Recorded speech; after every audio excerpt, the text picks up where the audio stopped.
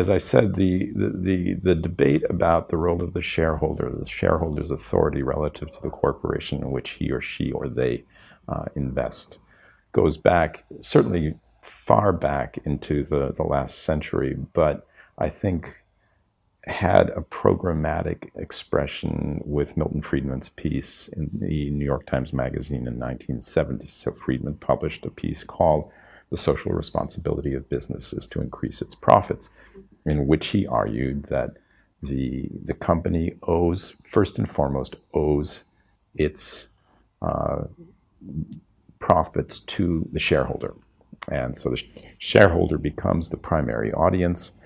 for corporate performance. And Friedman argued that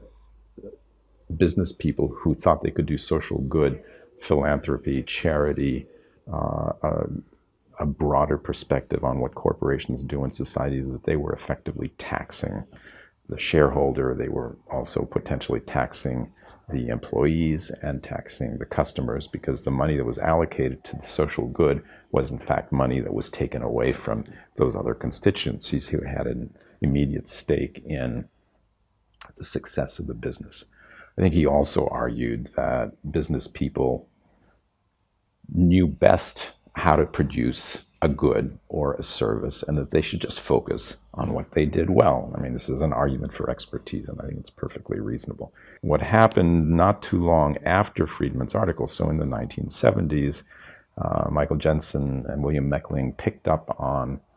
what he had to say about shareholders and what shareholders wanted, and began to talk about the principal agent problem, which was what is the relationship between the principals, the shareholders in their view, and the agent, so the management of a given company,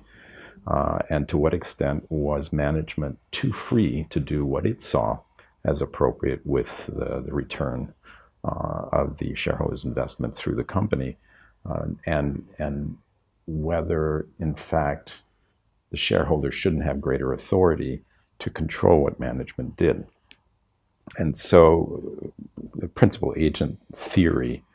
I think, made a very good basis for a continuing and more elaborate argument in favor of maximizing shareholder value as the purpose of the corporation. And only recently have voices in response argued convincingly that is in fact not necessarily the purpose of the corporation, that corporations have the freedom to exercise a wide variety of commitments. And obviously, if they want to survive, they need to make a profit. But beyond that, social good, however you might choose to define it, seems legitimately to be potentially part of what corporations and what the people in corporations, so management, the board, oversight, do.